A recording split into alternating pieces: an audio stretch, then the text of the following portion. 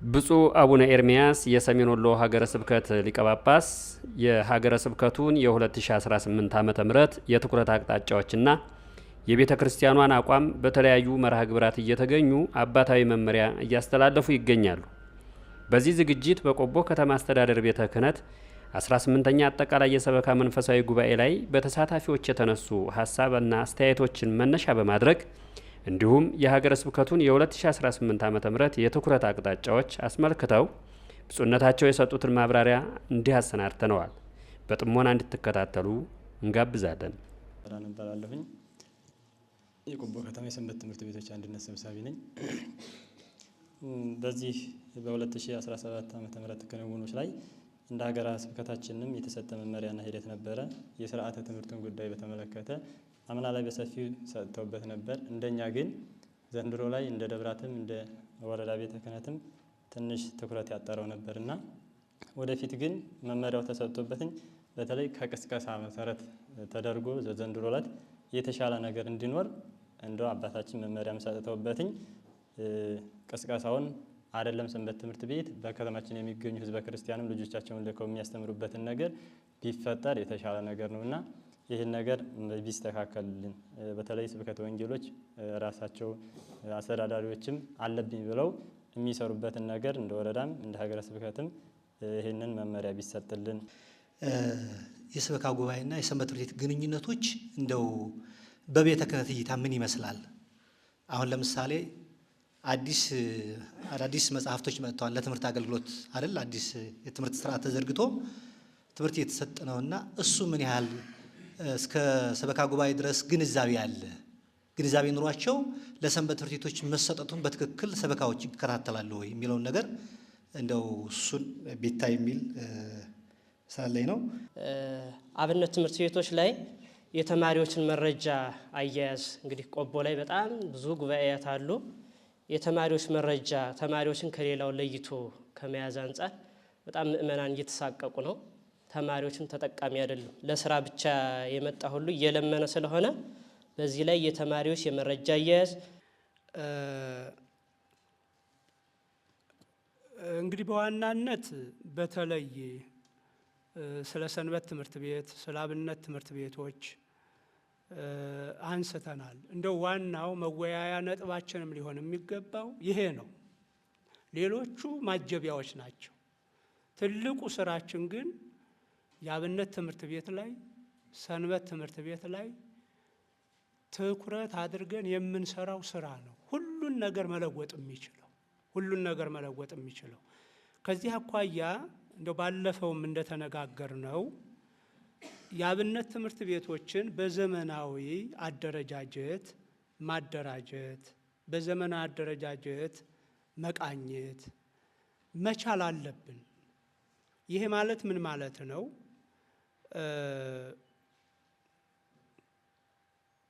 እያንዳንዳችን መቼም በዚህ በአብነቱ ዘርፍ ነው የመጣ ነውና እንደምታውቁት ያው አአትብ ገጼ ብለን ውዳሴ ማርያም፣ መልካ ማርያም፣ መልካ ኢየሱስ እንሸመድዳለን፣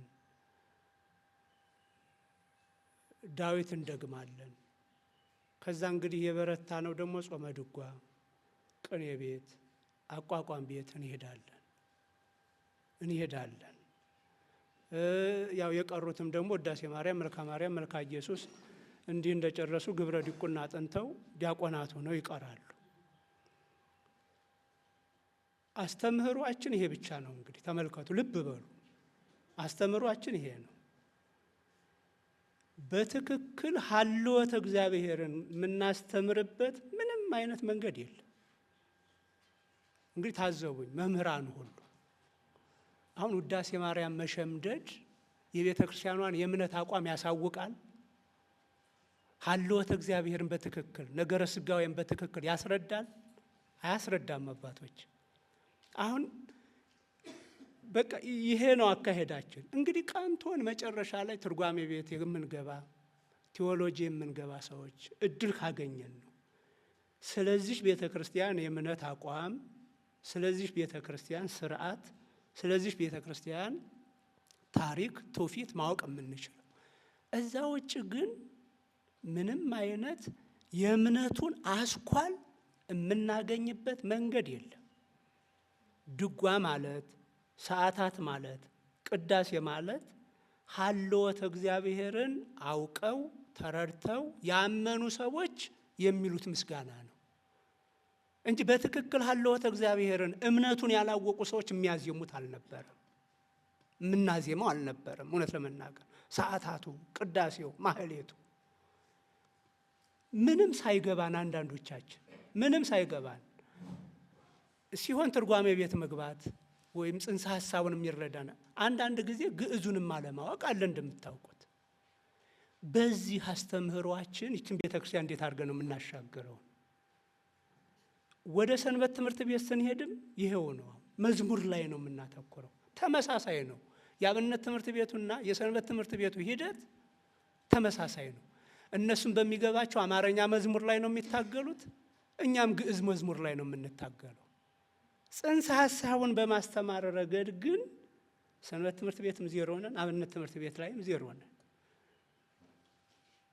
ለዚህ ነው ሀልወተ እግዚአብሔርን በትክክል አለማወቃችን፣ ነገረ ሥጋዌን በትክክል አለማወቃችን፣ እግዚአብሔር የተለያዩ ሀብታትን የሚያስተላልፍባቸውን መንገዶች በትክክል አለማወቃችን፣ አለመረዳታችን ብዙ ጊዜ ቤተ ክርስቲያኗ እንደተሳሳተች አድርጎ ያስቆጥራል። የቤተ ክርስቲያኗ የእምነት አቋም ስህተት እንደሆነ ተደርጎ እንዲጎራ ያደርገዋል። የቤተ ክርስቲያኗ እምነትም ሆነ ስርዓትም ሆነ ትውፊትም ሆነ እንከን የለሽ ንጹሕ ስንዴ ነው። እውነት ለመናገር እሷን ለማወቅ ግን የሚያስችል ሲስተም አልተዘረጋለን። አሁን እዚህ ላይ ነው ሰበካ ጉባኤም መረባረብ ያለበት፣ መምህራንም መረባረብ ያለበት። በዘመን አደረጃጀት ስንል ምን ማለታችን ነው? አንድ ወደ አብነት ትምህርት ቤት የሚገባ ደቀ መዝሙር ውዳሴ ማርያም መሸምደዱ እንዳለ ሆኖ ሀልወተ እግዚአብሔርን ግን ቅዱስ ኤፍሬም ውዳሴ ማርያምን የደረሰው ከብዙ ሂደት በኋላ ነው። ቅዱስ ያሬድ ድጓን የደረሰው ከብዙ ሂደት በኋላ ነው። መጀመሪያ መሰረተ እምነቱን አውቆ ነው። መሰረተ እምነቱን ማወቅ እግዚአብሔር ማለት ምን ማለት ነው?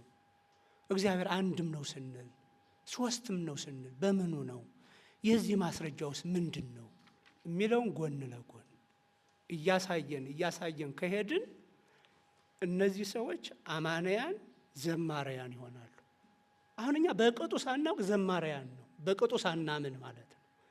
ለዚያ ነው አሁን አንዳንድ ጊዜ ማህሌታችንም ላይ ቅዳሴያችንም ላይ ተመስጦ የሚጠፋው ዱላ መደባደብ የሚፈጠረው ምክንያቱም ለእምነቱ ያለን ግንዛቤ ትንሽ በመሆኑ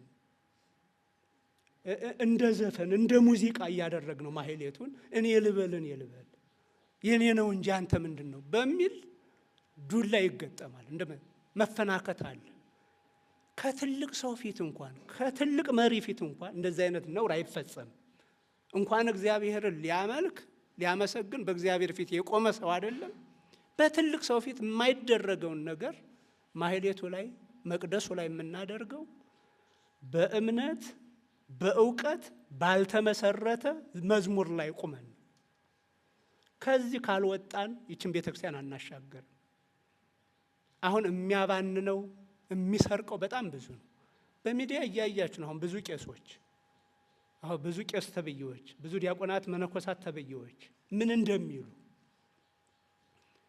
ቤተ ክርስቲያኗን ሳያውቋት ቤተ ክርስቲያኗን በቅጡ ሳያውቋት እንዴት እንደሚተቹ ስለ ቅዱሳን ያለንን ስለ ክርስቶስ ያለንን በትክክል ስላልተረዱ እንዲሁ አልፈው ስለነበረ የእነሱ አለማወቅ ቤተ ክርስቲያኗ እንደማታውቅ ተደርጎ አስቆጠረብን። ስለዚህ መምህራኑ የትርጓሜ መምህራኑ የቴዎሎጂ ምሩቃኑ መገናኘት አለባችሁ። ጩኸቱን የምታስጠኑ ትኖራላችሁ፣ ትርጉሙን የሚያስጠኑ ጽንሰ ሐሳቡን የሚያስረዱ ሰዎች አብረው ጎን ለጎን ሊሄዱ ይገባል። የአብነት ትምህርት ቤትን እናደራጀው ካልን ይሄ ነው። አለበለዚያ እንደ ኬሚስትሪ ቢሸመድዱት ምን ያደርግልናል? እዩዋቸውማ መምህራኑ ተማሪዎቻችሁን ምንም ህይወት እኮ አይሆናቸውም። ህይወት ተኮር እኮ አልሆናቸውም። ምክንያት መጀመሪያ እምነቱን አላስተማርናቸውም። የእምነቱ ሰዎች የሚዘምሩትን ነው ሸምድዱ ያልናቸው፣ አዚሙ ያልናቸው። የምትጨነቁትም ለዜማው ምልክት እንጂ ለመልእክቱ አይደለም። እናንተም ስታስተምሩ ምልክቷን ነው ጭረት፣ ድፋት፣ ድርሰት፣ ቁርጥ ወዘተ የምትሏቸው። ግን በዚያ መንገድ የምታዜሙት ዜማ መልእክቱ ምንድን ነው የሚለውን አትነግሯቸውም። እናንተም አልተነገራችሁም። የመጣንበትን እናውቀዋለን። ይሄ ግን እስከ መቼ መዝለቅ አለበት? ይሄ እስከ መቼ መዝለቅ አለበት? ከዚህ አኳያ መቀናጀት ያስፈልገናል። አባት መኩራራት የለብንም። የትርጓሜ መምህር ቀጠርን ማለት የዕለቱን ወንጌል የመታውን ይምታ ብሎ ሰበከ ማለት አስተማረ ማለት አይደለም። ትርጓሜ መምህር ቀጥረን ማለት አይደለም። አሁን ህፃናቱ አሉ፣ ሽማግሌዎቹ አሉ፣ የተማረው አለ፣ ያልተማረው አለ። ያ ስብከት ማንን ታሳቢ እንደሚያደርግ አስቡት። ህፃናት አሉ፣ ምንም ፊደል ያልቆጠሩ አሉ። እስከ ፕሮፌሰርነት የደረሳችሁ ደግሞ ምሁራን አላችሁ። ማንኛችሁን ይሆን የሚመጥነው? በትክክል ሊቁ ማንን ታርጌት አድርጎ ያስተምር ይሆን? የለም፣ የመታውን ይምታ ነው በቃ። የስብከት ነገር አይለውጥም። ስብከት ብቻውን ስብከት ለተማሩ ሰዎች ማጋያ በህይወት እንዲኖሩት ማድረጊያ ነው እንጂ ራሱ ትምህርት አይደለም። ስብከት ማለት እኛ የትርጓሜ መምህር ቀጠርን ስንል ወይም ሰባኪ ቀጠርን ስንል የሚሰብክ ማለታችን አይደለም። በክላስ ለህፃናቱ በእድሜያቸው ልክ፣ ለወጣቶቹ በእድሜያቸው ልክ፣ ለሽማግሌዎቹ ለአሮጊቶቹ በእድሜያቸው ልክ፣ ለምሁራኑ በእውቀታቸው ልክ ሞጅል አዘጋጅቶ ነገረ እምነቱን የሚያስተምር ነው። እንደው በዚህ ደረጃ በታየን ጊዜ ማሳፈራችን በእውነት በዚህ ስንለካ በጣም ነው የምናሳዝነው። የቅዳሴው ብቻ ቅዳሴው አይታጎል፣ ቅዳሴያኑ ቁጥር አይጉደል፣ 5 መሙላታቸው ላይ ነው እኛ ትኩረት የምናደርገው። እንዲያ ሲል ደግሞ አንዳንድ ቦታ ላይ 7 ሞሉ አልሞሉ ላይ ነው። ግን ጥራታቸው ምንድን ነው? ምን አውቀዋል? የለም። እውነት ለመናገር 5 ሰው በግድ ሞልቶ ከመቀደስ ይልቅ 1 ሰው መጀመሪያ ቀጥሮ ማስተማር ህዝቡን ቢቀድም። ምክንያቱም አሁን እኛ እንቀድሳለን እንጂ የሚቆርብ የለን እንደምታዩት ነው። የአስተዳዳሪውም የሰበካ ጉባኤውም ቁጥጥር ቅዳሴ ታጎል አልታጎለ ነው። ስንት ሰው ቆረበ ላይ አይደለም። የሚቀደሰው ግን ለቆራቢ ነው አይደል? እንዲቆርብ ነው ሰው። እንግዲህ ታስታውሳላችሁ፣ ቅዳሴ ሁሉም ቦታ ላይ እሑድ እሑድ ይቀደሳል። አንድም ቆራቢ እንኳ የለም። እነዚህ 5ቱ ልዑካን ብቻ ስራም ሆኖባቸው ይመስለኛል ቀድሰው ቆርበው ይወጣሉ። አንድም ሰው ግን አይቆርብም። ቅዳሴ ታጎለ ቢል ግን ጫጫታው ማለት ነው አይደል? በቃ ያ ህዝቡም ይበላችኋል። ቅዳሴው ታጎለ መቀደሱ እሱ እንዲቆርብ እንደሆነ ስላልነገር ነው ብቻ ይቀደስ እንጂ ምን ቸገረው? እሱ ጸድቋል በልቡ። ይሄ አስተምሮ እስከ መቼ ነው የሚያስኬደን ነው? በእውነት እስከ መቼ ነው የሚያስኬደን? ስለዚህ የአብነት ትምህርት ቤትን ስንል አባቶች በትኩረት አድርጋችሁ ይዩት። ለመምህራኑ ሞራል መስጠት፣ ማገዝ፣ በተቻለ መጠን ማገዝ፣ ተማሪዎቻቸውን ሰፍሮ ቆጥሮ ማወቅ፣ እነዚያ ተማሪዎች ነገረ እምነቱን ምን ያህል እየተረዱት እንደሆነ መምህራኑም ደብሩም መረዳት አለበት። እንዲህ ስናደርግ ነው ከኛ የተሻለ ሰው የሚመጣልን። ይህን ብናደርግ፣ ስለዚህ ይህን ታሳቢ ያደረገ አደረጃጀት መፍጠር። አሁን እንደ ሀገረ ስብከት እኛ አስበን የነበርነው ደጋግሜ ነግሬያቸው ይሆናል። የቤተ ክርስቲያኑ ይሄ የሲኖዶሱ የ10 ዓመት መሪ ዕቅድ ከመምጣቱ በፊት እንደ ሀገረ ስብከት በ2013 የ10 ዓመት መሪ ዕቅድ ስናጸድቅ በዚህ 10 ዓመት ውስጥ ቢያንስ በአንድ ወረዳ በዘመናዊ አደረጃጀት የተደራጀ አንዳንድ የአብነት ትምህርት ቤት እንዲኖረን፣ ግንባታውም ካሪኩለሙም ሁሉም ነገር የተሟላለት ጦርነቱ ስላላስኬደ ያው ብዙ አልሄድንበትም። አሁን ወልዲያ ላይ ብቻ ነው የተሳካልን። አሁን መቄት ላይ የምንሰራው 20 ዓመት እየሆነ ነው ያንስ ጀምረን። ያሁኑ የሀገረ ስብከት እቅድ አይደለም አሁን መቄት ላይ የምንሰራው። በእርግጥ ትልቅ ግንባታ ነው የተገነባው። እኔ ጳውሎስ ስገባ ጀምሮ ነው ይሄን 20 ዓመት እየሆነ ነው። አሁን ያ ኮሚቴ አብሮኝ የሚሰራው አሁን 20 ዓመቱ ነው። 10 ብር አስተምሬ ሰብኬ ስመጣ 10 ብር ያው መምህር ገብረ እግዚአብሔር ያውቃሉ ትሰጠናለች። አንድ ደብር ስንሄድ 10 ብር ለትራንስፖርት ከዛች 10 አብሬ እያወጣሁኝ ነው ያንን ግንባታ የጀመርኩት። እንዲሁ በዘመኔ አንድ ባለትዳር 5 ልጅ 6 ልጅ ወልዶ ድሮ ኩሎ ያልፋል፣ ራሱን አስችሎ ያልፋል። እኔ ደግሞ መነኩሴ ነኝ። አንድ ትምህርት ቤት ወልጄ በገቢም ራሱን አስችዬ ልክ ድሮ ኩሎ እንደማለፍ ይህን አቅጄ ተማሪ ሆኜ ነው የጀመርኩት። አሁን ቢያንስ ከ150 ሚሊዮን ብር በላይ ኢንቨስት ተደርጎበታል። ያ ኮሚቴ እስካሁን ድረስ እየመጣ ይሰራዋል። እዛ በተረፈውን ወልዲያ ላይ ነው እንግዲህ ከሞላ ጎደል የ400 ተማሪዎች ማደሪያ መማሪያ ክፍል እየገነባን ያለ ነው። ወረዳዎች ላይ ግን ያው ችግር ሆነብን፣ ግንዛቤውም የለም። ወቅቱም እንደምታውቁት ነው። የጦርነት ዘመንም በሉት የምንም በሉት ምንም ይሁን ምንም የኔና የናንተ የአገልግሎት ዘመን ይሄ ነው። ነገ የተሻለ የሰላም ዘመን ሊመጣ ይችላል። ያ የኔ ዘመን አይደለም፣ ያ የናንተ ዘመን አይደለም። ነገን አትጠብቁ፣ ነገን አትጠብቁ።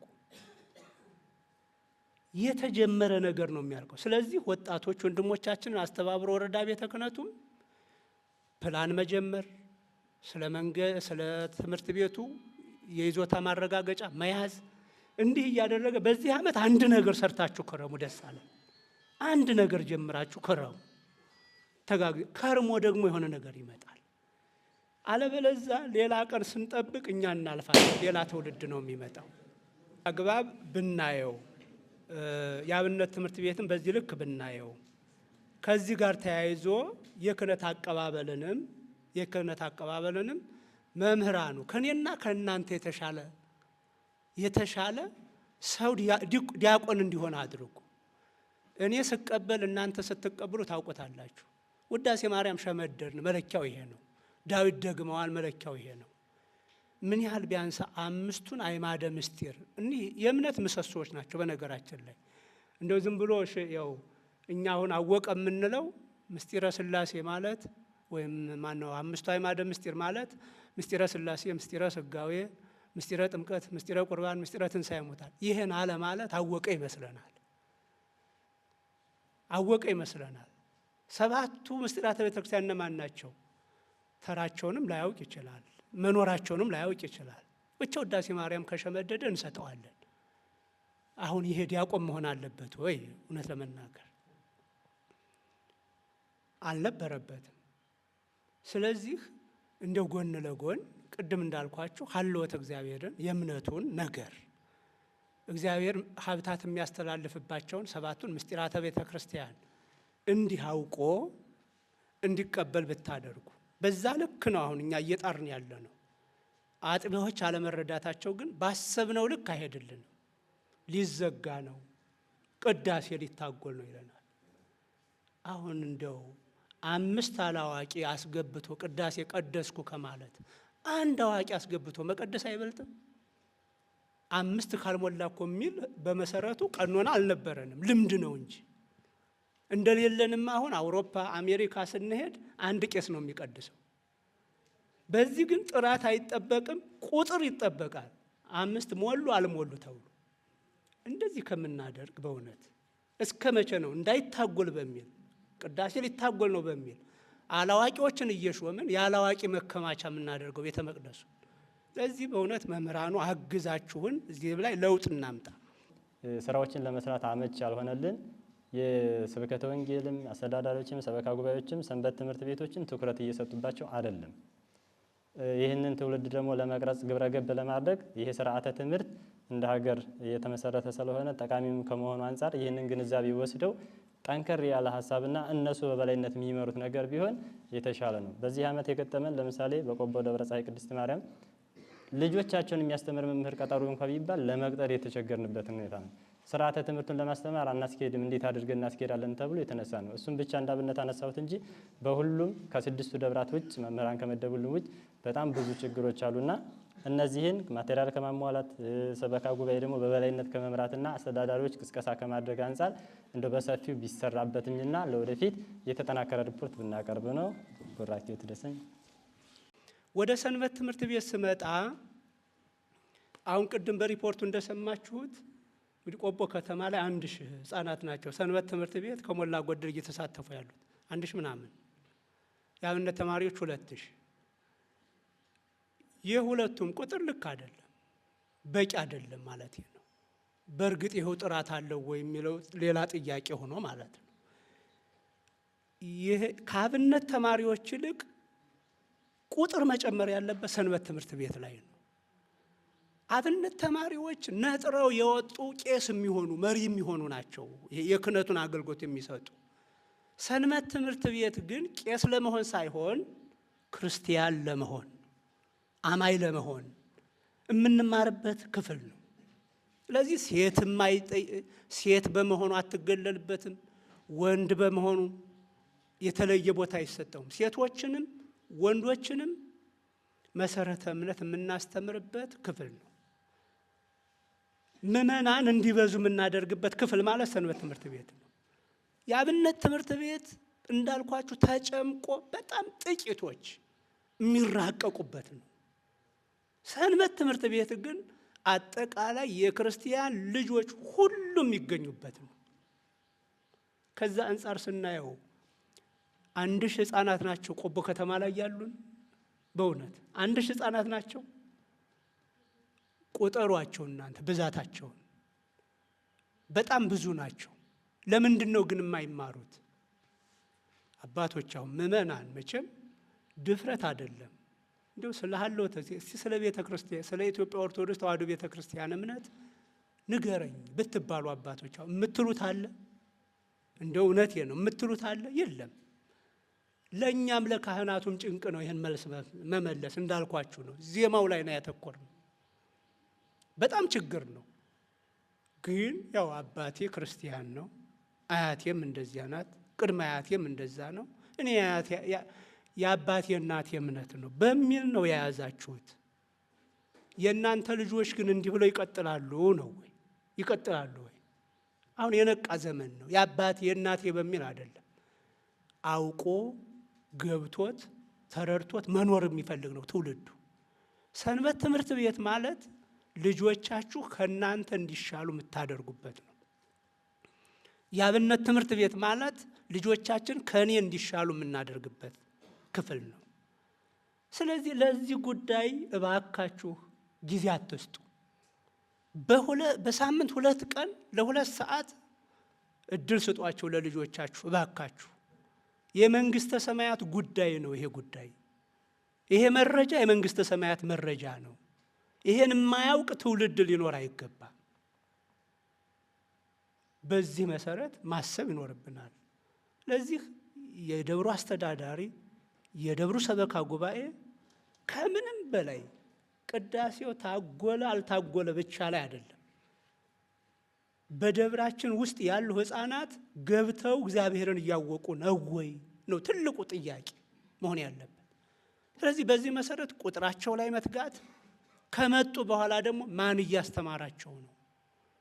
ቅድም እንዳልነው ነው እንደኛው እንዳብነት ትምህርት ቤቱ ያው መዝሙር ላይ ነው የሚያተኩሩት። በቃ መዝሙር ላይ ነው። ምክንያቱም የሚያስተምራቸው መምህር አልተመደበም። የተሻለ ያጠና ልጅ ካለ ያችን እያለ ነይምዬ እያስባለ ሰዓቱን እየሞላ እነዛን ይሸኛቸዋል። ግን ከዚህ በኋላ አባቶች ምከሩበት። ቀዳሲያን አብዝተን የቀዳሲያንን ቁጥር አሁን ደብረ ሰላም መድኃኔዓለም ስንት ቀዳሲያን አሉ? ስንት ይኖር ይሆን?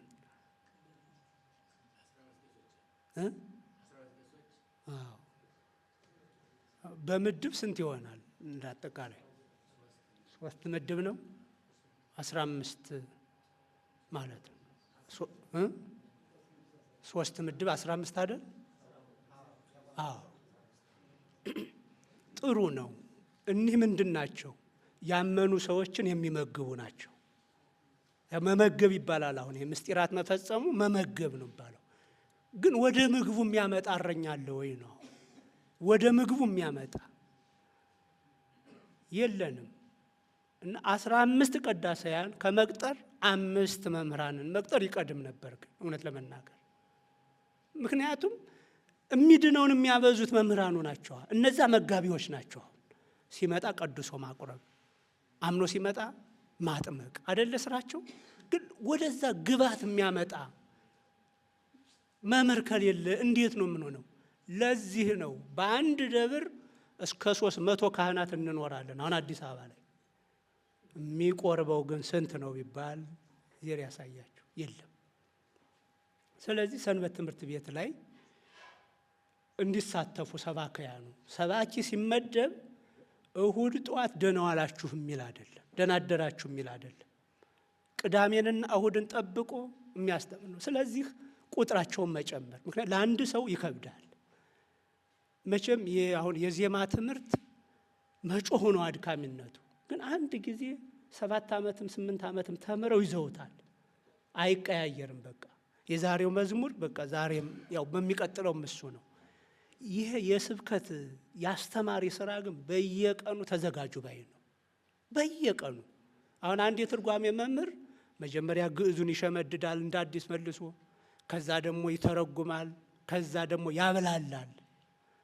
ለዚህ ጊዜ ያስፈልገዋል።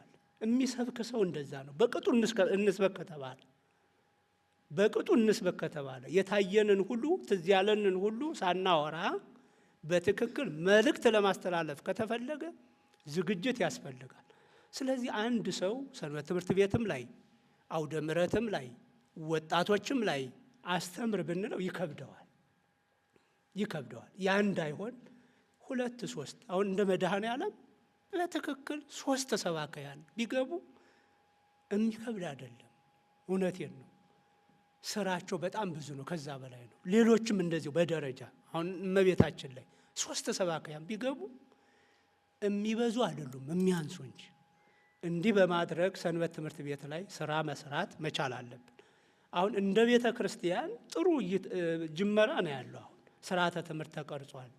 አምና እስከ 4ኛ ነበር። ዘንድሮ እንግዲህ እስከ 12ኛ ያለው የታተመ ይመስለኛል አይደል? እንደዛ እየቀረበ ነው። ብቻ እኛም በዛ ልክ እውነት ለመናገር ትኩረት አድርገን አምና 5 መምህራንን ልከናል ልናሰለጥን። ኤርምያስን ነው አንዱን የላክ ነው።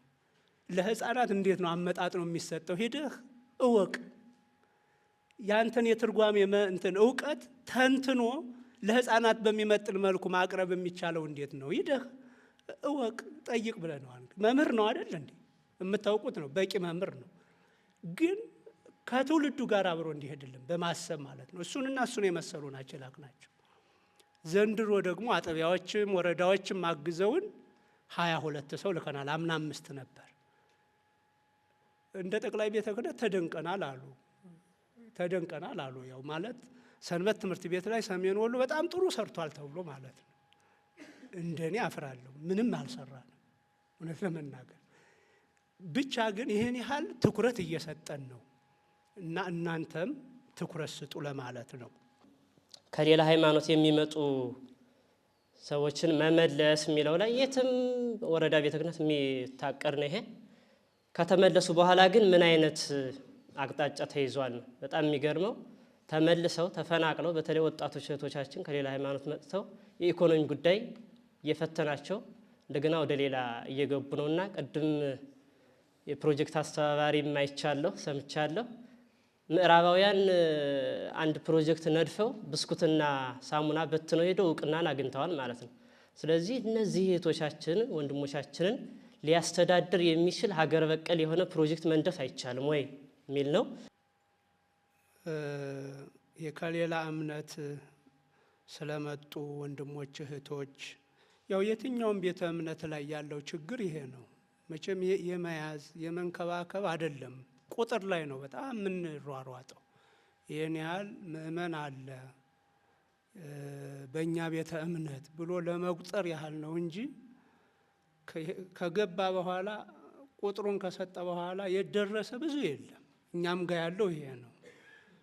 አዳዲስ ብቻ አይደለም፣ ያው አብረውን ያሉ በተለያዩ ምክንያቶች በኢኮኖሚ በህመም በብዙ ነገር ሲቸገሩ እነሱን የምናግዝበት መንገድ ብዙ የለንም። የሆነ ሆኖ ግን በቤተ ክርስቲያኗ በኩል ይህን የሚያስተናግድ የለም ማለት አይደለም። እንደ መዋቅር ከአጥቢያ ጀምሮ እስከ ሀገረ ስብከት ምግባረ ሰናይ የምንለው ክፍል ትልቁ ስራው አዳዲስ አማንያን ሲመጡ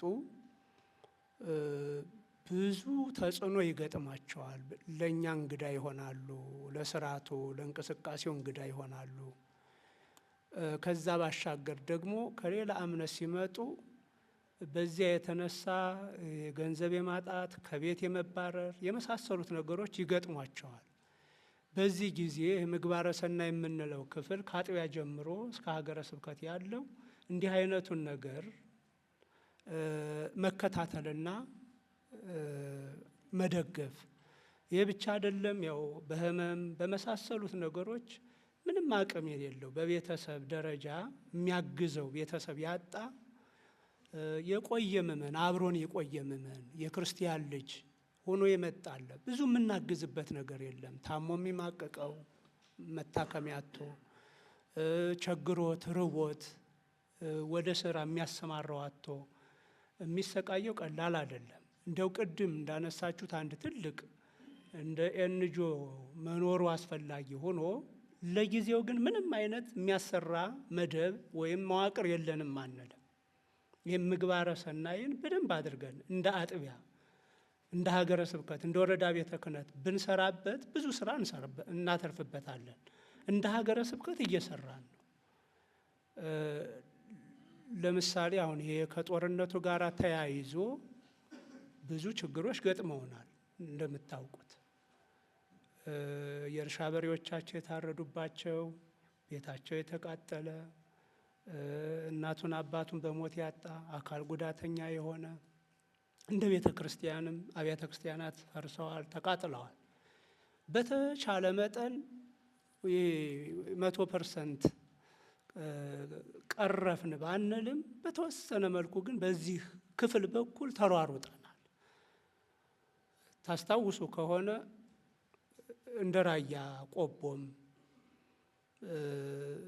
የበሬዎቻቸው በዛ በጦርነቱ ጊዜ የታረዱባቸውን ሁሉም ባይሆን ቢያንስ ወደ 6 ገበሬዎች ለሚሆኑ በሬ ገዝተናል፣ ዘር ገዝተናል። እንዲህ አይነት ስራ ሰርቷል። በአጠቃላይ ከ101 ገበሬዎች በላይ አንዳንድ በሬ አግኝተዋል ከዘር ጋር። ይሄን ያደርግ የነበረው ምግባረ ሰናይ ክፍላችን ነው። ምግባረ ሰናይ ክፍላችን ነው። ቤት ገንብቷል በዚሁ ክፍል በኩል። ስለዚህ ምንም የሌለ እንዳይመስላችሁ፣ አጥቢያው ላይ ያለ መዋቅሩ ሰበካ ጉባኤው አንዱ ክፍሉ ይሄ ነው አይደለም? አንዱ ክፍሉ ይሄ ነው። ይሄን ማጠናከር ቢቻል ከወረዳው ጋር መገነዛዘብ ቢቻል ወረዳው ከሀገረ ስብከቱ ጋር እየተገነዛዘበ ብዙ ማትረፍ ይቻላል እና ሀሳቡ ጥሩ ነው። ጅምሩ አለ። እግዚአብሔር ቢረዳን ደግሞ ይህን ትልቅ እንደው እንደ ኤንጂኦ አድርጎ ለማቋቋም እንደ ሀገረ ስብከት የ2017 እቅዳችን አንዱ እሱ ነበረ። በአጋጣሚ ያው ተከልክሏል። ለእምነት ተቋማት እንዲህ አይነት ነገር አሁን አይፈቀድም በሚል አቁመነዋል እንጂ እቅድም አድርገነው ነበረ። እቅድም አድርገ በዚህ በምግባረ ሰናይ ክፍል ይሄን ያህል ከሰራን አንድ ኤንጂኦ ብናቋቁም እንደ ሀገረ ስብከት ብዙ ማትረፍ እንችላለን ብለን አቅደን በአጋጣሚ መመሪያ አልፈቀደልንም፣ አልተሳካም። ሁኔታዎች ሲስተካከሉ መመሪያው ሲስተካከል ሲያሳትፍ ወደፊት የምናደርገው ሆኖ ግን እስከዛ ግን ምግባረ ሰናይ የሚለውን ክፍል ልታጠናክሩት ይገባል። ማህበራት አደረጃጀት ላይ ቀርቧን ቅድም የጽዋ ማህበር የጉዞ ማህበር እየተባለ ወደ 27 ነው ምናምን አለ ተብሏል ቆቦ ከተማ ላይ። እዚህ ላይ እውቅና አሰጣጥና አካውንት አከፋፈት ላይ እንዴት ነው? ይሄ አካውንት አከፋፈት ቤተክርስቲያኖችን አይጎዳም ወይ?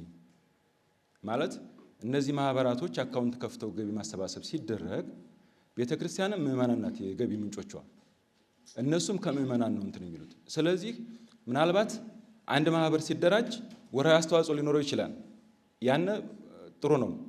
ከዛ ውጭ ግን የሚሰባሰብ ነገር ያለ ይመስለኛል። ይሄ እንዴት ነው ቤተክርስቲያንን አይጎዳም ወይ የሚል ነገር ስላለኝ ነው። ሌላው ማህበራትን ቅድም እያነሱ ነበሩ። እንደው ማህበራት ላይ ብዙ ተወዛግበንባቸዋል። ከዚህ በፊት ማህበራት መመሪያው ምን ይላል የሚለውን በተግባር ለማስኬድ እንዲያመች በየደብሩ ያሉት ይታወቃሉ ወይ? እኔ አንዳንድ እዚህ እኛ ደብር የምንሰማው ነገር አለ በሌሎች ቦታዎች ላይ የሚባልና ወደ ባህር ዳር አንዳንድ ቦታዎች ላይ የሚነሱ አባቶች አሉ አይደል? ትልልቅ አባቶች የእሳቸውን እንትን እየለጠፉ እንደ አምላክ የማምለክ አይነት ነገር አለና እሱ ዙሪያ መሰረታዊ ችግሮች አሉና በሱም ዙሪያ ለየደብሩ ሰበካ ጉባኤ አስተዳዳሪው ጀምሮ መመሪያ ቢሰጥበት ምን እንደሆነ ያለበት የሚለውን ነገር ቢታይ የሚል እንትን አለኝ። ከጽዋ ማህበራት ጋራ በተያያዘ የተነሳው ያው በቅዱስ ሲኖዶስ ደንብ ጸድቋል።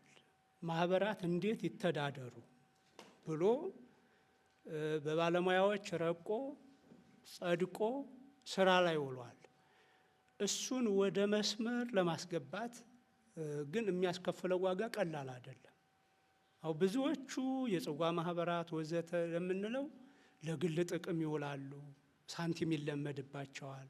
ይሄ ብቻ አይደለም፣ የእምነት ስህተትም ይፈጠርባቸዋል። ብዙ ጊዜ በእንዲህ አይነት ማህበራት ላይ ነው ተሳቦ የኢትዮጵያ ዓለም ብርሃን ወዘተ ወዘተ የሚለው ከእንደዛ አይነት ነገሮች ነው የሚመነጨው። ብዙ እረኛ የላቸውም። ግን ይሄን ሁሉ ተቆጣጥሮ መልክ ለማስያዝ ደንብ አለን። አሁን ማህበራት ሲቋቋሙ በምን አይነት ነው? በአጥቢያ የሚቋቋሙት እነማን ናቸው? በወረዳ ደረጃ የሚቋቋሙት እነማን ናቸው? በሀገረ ስብከት ደረጃ የሚቋቋሙት ምን አይነት ማህበራት ናቸው? በጠቅላይ ቤተ ክህነትስ የሚለውን ያስቀመጠ ደንብ አለን። በዚያ መሰረት የህግ ክፍላችን ብዙ ማብራሪያዎችንም ስልጠናዎችንም ሰጥቷል። ያን ተቀብሎ ግን ወደ መሬት የማድረስ እንደየወረዳው ፍጥነት ይወስነዋል። ወረዳው ለአጥቢያው አለማቀበል፣ አጥቢያዎቹን ምእመናኑን አለማንቃት አለማስተማር ይኖራል። አንዳንዶቹ ለመማርም ፈቃደኛ ያልሆኑበት አጋጣሚ አለ። እንዳልኳችሁ የግል ጥቅምም ተለምዶበታል። ሆኖም ግን እስካሁን ምንም አይነት ማህበራትን የምንቆጣጠርበት ነገር አልነበረም። አሁን ግን መቆጣጠሪያ ስላለ በዚህ አግባብ ወረዳ ቤተ ክህነቱ ይህንን ሀሳብ ወስዶ ከእናንተ ጋራ ከሰበካ ጉባኤ ጋራ በመቀናጀት መልክ ማስያዝ ይጠቀማሉ። ማህበራቱ ይጠቀማሉ። ከታወቁ አበነፍስ ይኖራቸዋል። ብቃት ያለው መምህር ይመደብላቸዋል። መሰብሰባቸው አይጎዳንም እኮ ይጠቅመናል። ግን ያለ መሪ መለቀቃቸው ነው የሚጎዳንና ያን ችግር ለመቅረፍ ለማህበራቱ ሁሉ ለቤተ ክርስቲያንም ስለሚጠቅም የጋራ አድርገን እንድንሰራበት።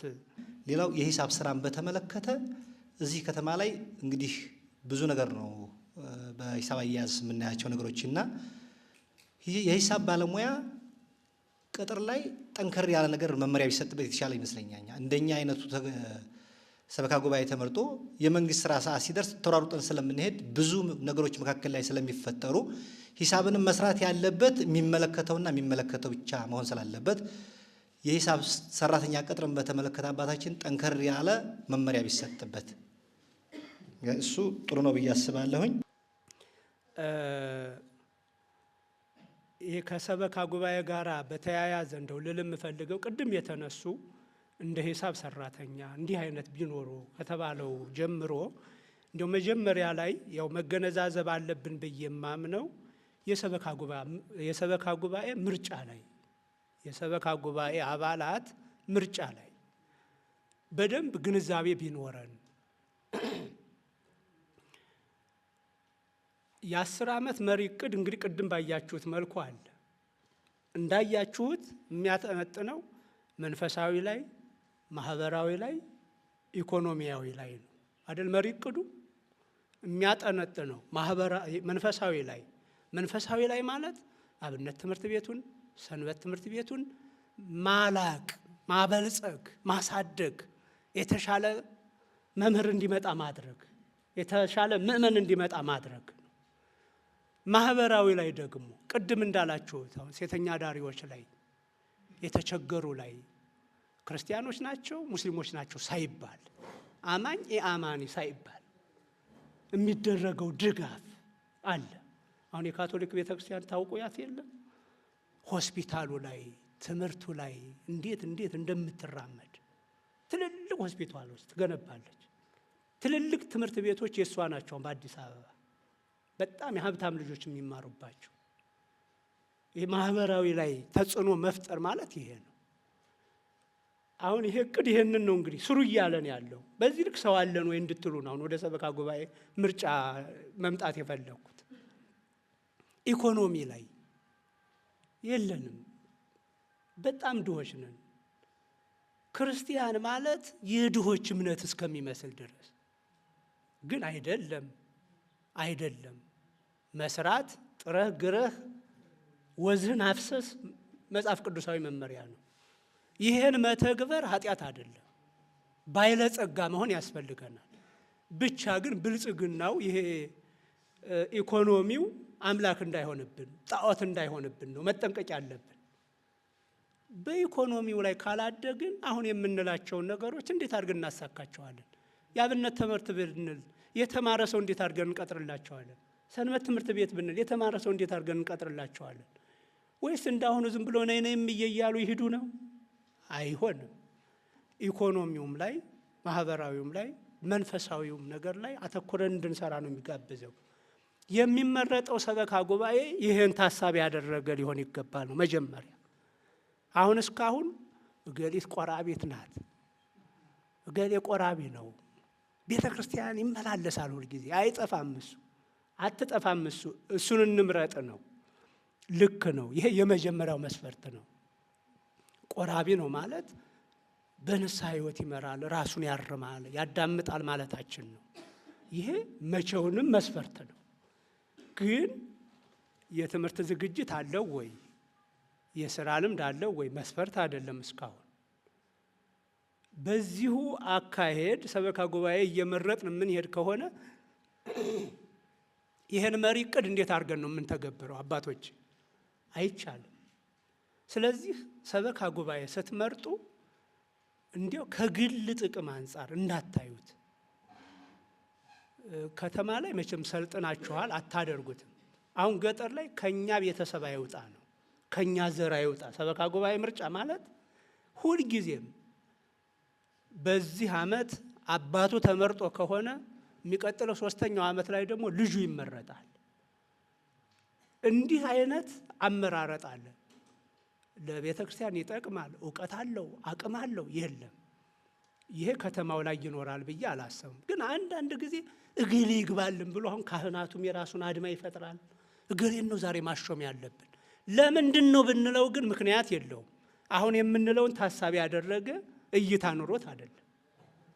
ሰንበት ተማሪዎቹም እንደዛው እገሌን ነው ማስመረጥ ያለብን ይላሉ። ለምንድን ነው ቢባሉ መልስ የለም። ከዚህ በኋላ ግን እንደዛ ሳናደርግ በግል የተጋጨን ብንሆን እንኳን ለቤተ ክርስቲያን ይጠቅማል፣ ይሄ ሰው ትጠቅማለች ብሎ እውቀትን ታሳቢ ያደረገ ምርጫ ብናደርግ ጥሩ ነው። ከዚህ ጋራ ግን እንደተባለው ሰበካ ጉባኤ በሳምንት አንድ ቀን ተሰብስቦ ወስኖ እዛ በኋላ ወደ ኑሮ ነው የሚገባው። እሱ የወሰነውን የሚያስፈጽም አካል ያስፈልጋል። አስተዳዳሪ፣ ቢያንስ አንድ ሂሳብ ሰራተኛና ጸሐፊ ሆኖ የሚያገለግል ደግሞ አንድ ሰው በቋሚነት መቅጠር። አሁን ጸሐፊ ስን ምንድን ነው? ያው የሰበካ ጉባኤው ጸሐፊ የምንለው አለ። ራሱን የቻለ ግን በእያንዳንዱ ቃለ ጉባኤውን በስነ ስርዓት የሚጽፍ፣ የሚያዘጋጅ፣ የሚያስፈርም፣ ከዛ ደግሞ ያ ብቻ ላይሆን ይችላል ስራው ሂሳብ ስራውን አብሮ ጨምሮ የሚሰራ ይሄ ሰው ያስፈልገናል። አባቶች የሚባክነው ሳንቲም 2 ሰው ይቀጥራል እንኳን አንድ ሰው የሚባክነው ሳንቲም አዋቂ በማጣቱ ማለት ነው። ስለዚህ እንደ መድኃኔዓለም ያው ጀምራችኋል፣ ጥሩ ነው። ማስታወቂያ ይሁን አይሁን ይሄ ጥሩ ነገር ነው። በማስታወቂያ ይሁን ጥሩ ነው። ጥሩ እሳቤ ነው። እኔ በጣም ደስ ብሎኛል እዚህ መደረሱ። እመቤታችንም ከሌለ ሂሳብ ስራውን በእውቀት አብሮ የሚሰራ እነዚህን ካላደረግን ማደግ አንችልም። አንድ መነኩሴ አንድ ቄስ አስተዳዳሪ አድርገን ምን ተምን ያደርገዋል? እውነት ለመናገር የለም። ስራ ውሳኔያችሁን ማስፈጸም አይችልም። ቢያንስ ከስሩ እንዲህ የሚያግዝ ሰው ሲቀመጥ ገንዘቡ በአግባቡ ይያዛል፣ ማኔጅ ይደረጋል። ሰበካ ጉባኤው ከዛ እቅድ እያወጣ በቃ ይሄን ተግብሩ እያለ እየመራ ይኖራል። ይሄን ለማድረግ እንዲያው ሌላው ባይቻል ይሄን ግን አድርጉት፣ ተመካከሩና ሁሉም ሰበካ ጉባኤ አድርጉት። እንደዛ ቢሆን በጣም ጥሩ ነው። ሌላው ግን እኔ ማመስገን የምፈልገው አሁን እየተደረገ ያለው የአሰራር ስርዓት ወደ ዘመናዊ መምጣታችሁ አባታችን በጣም ደስ ይላል። አሁን ሁለቱንም ያቀናጀ ሰው በየቦታው እየመደባችሁ መምጣቱ ለአባቶችም እገዛ ለማድረግ መመሪያንም ተቀብሎ ከመፈጸም አንጻር በጣም ደስ የሚል ስለሆነ ይሄ የያዙትን የአሰራር ስርዓት አጠናክረው ይቀጥሉ። እግዚአብሔር እድሜና ጤና ይስጥልኝ። ጥቅልል ባለ መልኩ ይህን የበጀት ዓመቱን እቅድ በአግባቡ ለመተግበር መሰናሰል አለብን ብዬ አስባለሁ። ማለት ሰበካ ጉባኤው አለ፣ የማህበረ ቅዱሳን ልጆቻችን አላችሁ፣ የሰንበት ትምህርት ቤት አሁን ወጣቶች አላችሁ፣ በብዙ ነገር የምታግዙ አብራችሁ ከሰበካ ጉባኤው ጋር ስሩ። እንደ ሰሜን ወሎ ሀገረ ስብከት ምእመናኑ እንድታውቁ የምፈልገው አሁን ማህበረ ቅዱሳንን በአግባቡ ነው እየተጠቀምን ያለ ነው። አቅርበን በር ከፍተን የእናተ ቤት ነው ብለን መስሪያ ቤታችንን ይሄ የ10 ዓመት መሪ ዕቅድ እንዲተገበረን ያገዘው የማህበሩ አባል ነው፣ የማህበሩ ልጆች ናቸው እንደ ሀገረ ስብከት። ስለዚህ እኛ ምን እናደርጋለን? አመታዊ ስብሰባ ሲኖረን የአንድን ወረዳ ስራ አስኪያጅ እንደምንጠራ ሁሉ የእያንዳንዱን ወረዳ ማዕከል አሰብሳቢዎች እንጠራለን። አብረው ተሰብስበው ተልእኮ ይዘው እንዲሄዱ ነው እያደረግን ያለ ነው። ሄደው በየወረዳው እያገዙ ነው። ስለዚህ የማህበሩ ልጆችም ጠንከር ብላችሁ ቤተ ክርስቲያን በሚፈለገው ልክ ከዘመነች እናንተ ሊሆን የምትፈልጉት ከተሰራ ማህበሩ እኮ አያስፈልግም። ይገባችኋል? ማህበሩ አያስፈልግም እኮ። ዋናው የማህበሩ መደራጀት በእውቀት፣ በገንዘብ፣ በጉልበት ቤተ ክርስቲያን ለመርዳት ነው። ይሄንን ዓላማውን ከግብ እንዲያደርስ የወረዳ ቤተ ክህነት ሰራተኛ፣ የሀገረ ስብከት ሰራተኛ፣ ሊቀ ጳጳሱ ክፍት አድርጎ አቅጣጫ ሰጥቶ ስራ ማለት ይጠበቅብናል። ቤተ ክርስቲያን በምትፈልጉት ልክ ከዘመነች በኋላ ማህበር የሚለውን ነገር ልተውት ትችላላችሁ። ስሙ አይደለም የሚጠቅመው ስራው ስለሆነ፣ ከዚህ አኳያ አደራችሁን አብራችሁ ስሩ፣ አትናናቁ። የባብነቱ የመጣን ሰዎች በመሆናችን ሳይንሱ ላይ እጥረት ይኖርብናል። በዚህ አትናቁን። የማህበሩ ልጆች ደግሞ በሳይንሱ ብቻ የመጡ ናቸው፣ እኒህ በስማም ያላሉ እያላችሁ አታግሏቸው። አይን የጆሮን ስራ ይሰራል። አይን የጆሮን ስራ ይሰራል። ጆሮም የአይንን ስራ ይሰራል። የእነሱን ስራ እኛ አንሰራውም፣ የእኛን እነሱ አይሰሩትም። አንድ ላይ ስንሆን አይንም ጆሮም አፍንጫም ምላስም እግርም እጅም ሲንቀሳቀሱ ጥሩ ውጤት እንደሚኖረው ማህበሩም እኛም ካህናቱም ሰንበት ተማሪውም አንድ ላይ ሆነ ስንንቀሳቀስ ቤተ ክርስቲያኗ ሙሉ አካል ይኖራታል። ከዚህ አኳያ አትለያዩ፣ አደራችሁ። አንድ ግብ እያለን መዝረክረክ የለብን። ባካሄድ አንድ ላይ ሆነን መስራት አለብን ብዬ አስባለሁ። ሰበካ ጉባኤውን በስነ ስርዓት አግዙት። ምክንያቱም የትሩፋት ነው። ሰበካ ጉባኤውም ውሳኔ ላይ አትግቡ እንጂ ግባት በመስጠት ሀሳብ በመስጠት በመደገፍ አብራችሁ እጅ ጓንት ሆናችሁ ስሩ ለማለት ነው። በዚህ መልኩ ንበርታ። እግዚአብሔር ይስጥልኝ።